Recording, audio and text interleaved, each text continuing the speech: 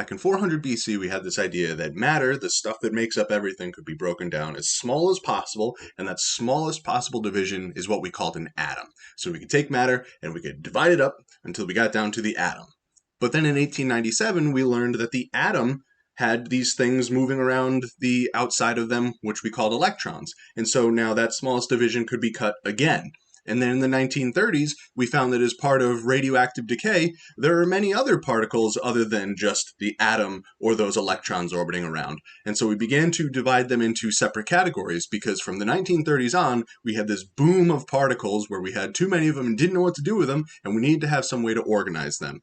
So at this point in our story, we've got matter, which can be broken down into leptons, and then other stuff. We know what the leptons are. They're like our electrons, our muons, our tauons. They're 3 associated neutrinos, and then all of their antiparticles. So we've taken 12 of the 100 particles and put them in the box called leptons. But the other way that we can divide matter is all the stuff that aren't leptons. Things like protons, things like neutrons, the force-carrying particles that we talked about, your photons, the pions from the examples yesterday. And that all fits in the other box side. But that other box could use some organization as well, and that's the plan for this video. A lot of information was thrown at you in the last video, so it's okay if you don't remember, but one of the reasons why a lepton is a lepton and why we can categorize all these particles together and put them in that separate box is because all of them don't interact with a strong force. The strong nuclear force, that is what holds the nucleus together. It's the reason why those protons can sit near other protons in the nucleus when normally they'd want to push apart. And these leptons, they don't even care about the strong force. They're not dependent on the strong force at all. They don't interact with it. Particles that are lepton-like but do interact with the strong force, that's our other stuff box. And so we call those hadrons. Cool, so now the box has a name and we have to do some organization inside of there. And there's a bunch of different properties that we could look at to divide up these hadrons. And what we find is that there is a clear divide with the particles that we have in this box. So if we were to take our matter and divide it up smaller and smaller and smaller, we've got our leptons on one side, we've got all the other stuff on the other side, which we call hadrons. And these are the things that interact with the strong nuclear force. But then if we look at the individual particles that are in there, we have to deal with that property called spin again. And what we find is that some of them have spin that could be either 0 or 1, and some of them have spin that could be 1/2, just like our leptons. And so that is our dividing line for these hadrons, whether they have 0 or 1 as their spin, or whether they have 1/2 as their spin. Integer spin or half integer spin. And so you've got another division for your hadrons. They can divide into things called baryons, which have half integer spin, or they can divide into mesons, which have a full integer spin. So at this point, the only other piece of the puzzle that we have that's missing would be those force carriers, things like your photons, things like the graviton, the gluon, those particles that mediate those 4 fundamental forces. Those aren't really a division of matter. They're something separate, but they should still fit in this picture, so I've just put them as a separate box up here. Our force carriers aren't a division of matter, but they still have particles that mediate them, so they're in our picture. But there's another thing that we can think about linking these boxes together. Because we said that leptons have a half integer spin, and baryons also have half integer spin. So they're really like the same class of particle, or at least they're in the same family, even though leptons and baryons are very, very different. And then also, we said mesons have 0 or 1, they have that integer spin, and the force carriers do as well. So it seems like we can combine those 2 particles and those 2 particles into their own separate families as well. So again, even though it's not technically correct, we can think of spin as like the rotation of these particles. And so if we would measure their spin to be half as much as some other particles, we call those particles with half integer spin fermions. And those are things like our leptons and our baryons. Leptons and baryons are fermions because they have half integer spin. But there are other particles that don't have any spin at all or spin twice as fast as the leptons and the baryons. And that category of particles we call bosons. Bosons are particles with full integer spin, and those are things like mesons and force carriers. So at this point, we've got a complicated picture with a lot of circles and boxes and arrows pointing everywhere, so let's try to simplify it as much as we can. We've got matter. Matter can be broken down into 2 subsections, leptons and hadrons. Leptons do not interact with the strong nuclear force. Hadrons do interact with a strong nuclear force. So then those hadrons we have to organize further, and they can be broken down into baryons and mesons. Baryons have that half-integer spin just like our leptons, and mesons have a full integer spin just like our force-carrying particles. See? Now you'll never forget. So I think this is a really impressive testament for science. At this point, we're at the 1950s, and we've got this neat organization of all these hundreds of particles. And if you think about this, these particles are tiny. There's no like shape or color that allows them to organize them up. If you had like a box of Legos, that's easy to organize. You know, you put your red ones here and your yellow ones there, the 4x4s here and the 2x2s there, and that's not a problem. With these particles, you can't do that. The only way that you're going to know which particle goes in which box is based off of properties that come from doing experiments. You can't just look at them. You have to do some kind of experiment and follow the properties that emerge from there. And so we've got matter, which can be broken into two families. Your leptons, which don't obey the strong force, and your hadrons that do. The hadrons can then be broken down to baryons and mesons. And then we've also got force carriers, which hang out around the periphery of this whole setup. Leptons are things that come from nuclear decay. Your electrons, your muons, your tauons, whatever. And all the neutrinos that come with them. Baryons are like your nucleons, things like the protons and the neutrons.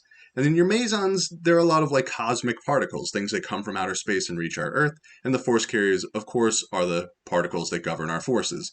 The photons, the W and Z bosons, the gravitons, and the gluons, things like that. And so this is the picture that we have by about 1950 that organizes things nice and neat like this. But then there were some really interesting experiments that were done with things like the baryons. And what they found is that the charge is not an even distribution around, say, the proton. It seems to be charge heavy on one side versus the other. If there's an uneven charge distribution on this baryon, that means that it is not a fundamental thing. It must have stuff inside of it that's giving this uneven distribution. And so that is where we're going to next. So with experiments like the Large Hadron Collider at CERN, what you do is you take two hadrons, like protons, and accelerate them up to really, really high energies, and then you collide them together. And if the protons were fundamental and they couldn't be broken down any further, they would collide and then bounce off and nothing else would happen. But protons aren't fundamental. That's why they have more charge on one side versus the other. And so when they collide together, debris shoots out, and the debris that shoots out are what protons are made of. And we call that debris quarks. They're named that way because Murray Gell-Mann found the word in a James Joyce novel, Finnegan's Wake, and it sounded like the word that he wanted. He wanted something bizarre and, I guess, nonsensical to make up the point that these quarks are bizarre. This nuclear world that we are dealing with, this subatomic world that we're dealing with, is weird and should have a name that fits that weirdness. His name's Quark! So this table down below shows the 6 flavors of quarks, and then the 6 anti-quark flavors as well. So we've got 12 total particles that make up this subcategory, and these are fundamental in the same way that we had 12 fundamental leptons. So there's a beautiful symmetry between those two values as well. And these 6 flavors of quark, they have weird names, but they sort of have reasons for them. So you've got up and down, which are called that because of the way that they moved in their experiment, and that's just based off of these charges. So in a magnetic field, one would move up and one would move down. Top and bottom used to be called beauty and truth or something like that, but they work very similarly to the up and down, so they just chose a pair of names that mirrored those, and that's how we get bottom and top.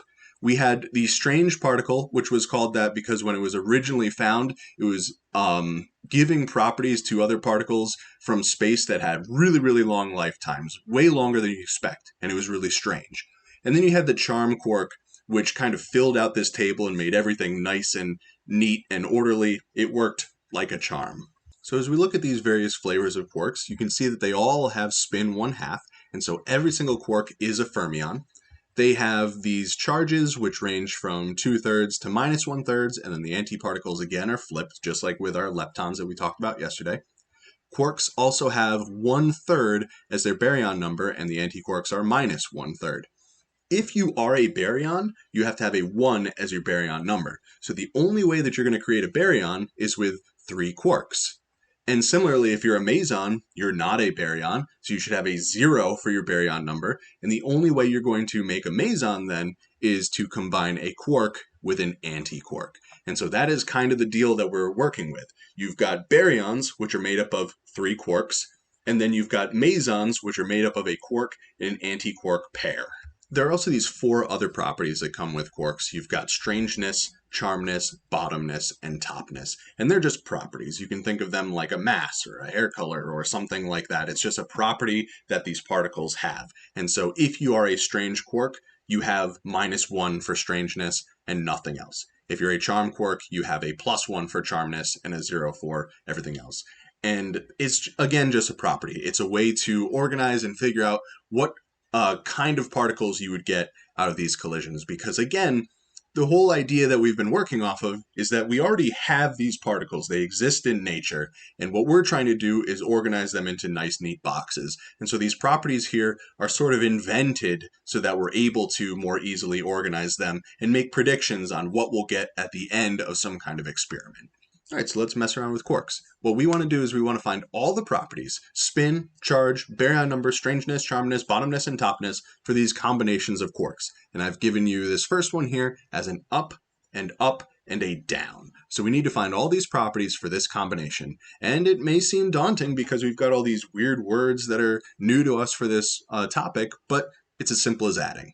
So let's add the spins together for up, and down.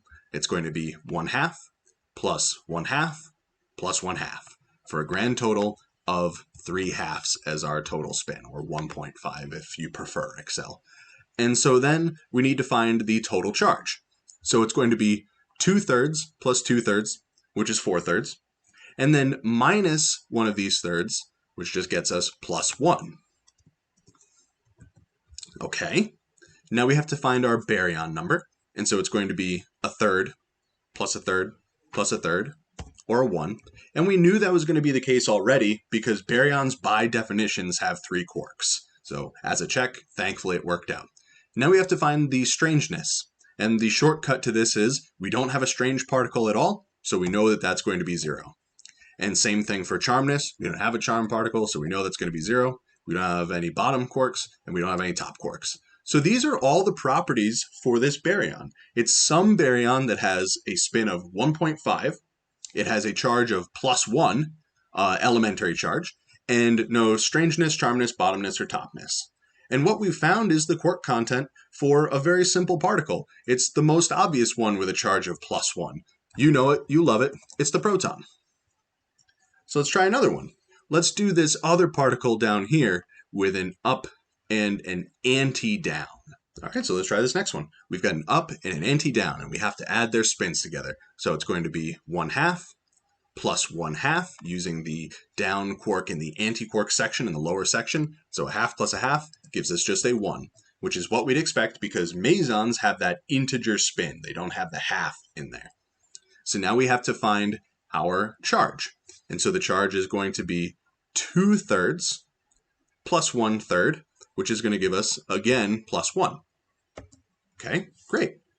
Baryon number is going to be 1/3 minus 1/3. And we knew that was going to be the case because this is a meson. It shouldn't have a baryon number. And then you know the deal with these last 4. There was no strange, charm, bottom, or top, so it's zeros across the board. And this particle is known as the pion, and because it has a charge of +1, it's a positive pion. So this is one of the particles that we were talking about yesterday. So, not so bad, it's just adding.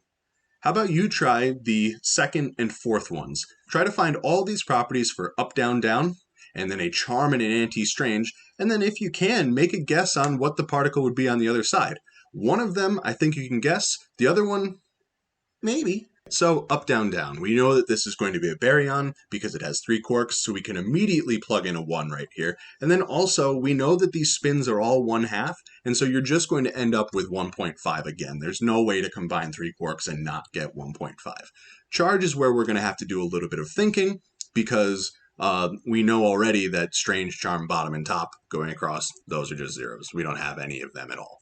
So for the charge, we've got up and 2 downs. So we've got 2/3 minus 1/3 minus 1/3, which gets us to 0.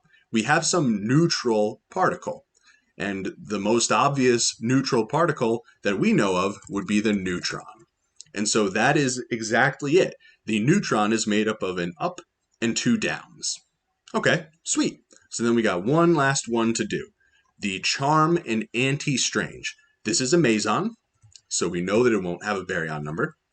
And because it's a meson, we know it's going to have a spin of 1. It does have a charm particle, and so we know that we need to put in a 1 in this spot right here. We know that it has an anti-strange particle, so we have to put in a 1 in this spot. No bottoms, no tops, so those are both 0. And then we have to find the charge. So we're going to do 2/3 plus 1/3, which will give us a 1. Nice. So this, as you probably weren't able to guess, because I don't know how you would have memorized all of these different particles, this is what's known as a D meson. But it is positive, and it has strangeness, so we would have to put in an S as well, not an X like I typed. So this is some kind of D plus strange meson. And that's really the game with quarks. All you're going to be asked to do is figure out what these properties are by combining them up, and nobody would really expect you to memorize what each of these particles are, except for maybe the proton and neutron. I think those are easy to figure out. So we've had a lot of revisions for our model of the atom, like all the way back from the classical solar system, the plum pudding model, up to the Bohr and the de Broglie and the Schrodinger model, and the nucleus kind of needs a revision as well. The nucleus is not a static thing. If we follow this animation down in the bottom, you've got the quarks which make up your protons and neutrons, and they're constantly sending mesons from one to another. That's the strong force that's being mediated by those mesons, bouncing back and forth and back and forth.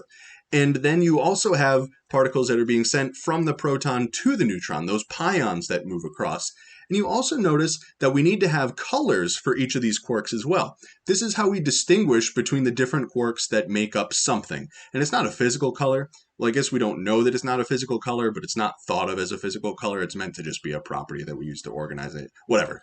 And so you have to have red, blue, and green in every baryon. And the mesons need to have a color and an anti-color, so like red and anti-red, or blue and anti-blue, or green and anti-green. And so the inside of your nucleus, which we used to think of as being a static thing, is actually chaotic. It's a bunch of particles that are sending particles between one another, and then inside the particles themselves, there are particles being sent between one another, and it's constantly in flux as the protons and the neutrons interact, sending particles inside themselves and between each other to hold this all together. It's kind of a bizarre picture, but this is our best model of what's going on in the nucleus. And this is going to fill out our whole standard model. And so we've done it. We've built our whole idea for the standard model. We start with matter, and matter can be broken down into leptons and hadrons. Leptons obey the strong force, hadrons do not. Hadrons can then be broken down into baryons and mesons depending on their spin. Baryons having that half-integer spin, and mesons having a full integer spin. But baryons and mesons can be broken down even further as well. Baryons are made up of 3 quarks, and mesons are made up of a quark and an anti-quark pair. And then sitting outside of this whole system is the force carriers, which are related to the mesons because they also have integer spin. Leptons and quarks are fermions, and they're fundamental constituents of matter. They're fermions because they have half-integer spin, and they're fundamental constituents because you cannot break them down any further. Your mesons and your force carriers, they're bosons, they have full integer spin, and as far as the force carriers are concerned, they also can't be broken down any further. They're fundamental. They're just not a constituent of matter because they're not made of matter. They're kind of outside of this whole system. And this is the standard model. This is our best picture, our best way of organizing how all of the particles that make up our universe are set up. At the same time all of this was happening, though, and we were organizing these particles, there was a lot of interesting science that was being done looking outside of our world, and not just at the particles that make up Earth, but what's going on in space. And so the final topic that we're going to cover for the entire year is going to be tomorrow's video on astrophysics. As always, if you have any questions, send me an email. This stuff is bizarre, so I'm sure that there's going to be some amount of questions that you're going to have. And if I don't hear from you before, I'll see you on Thursday for our last video of the entire year.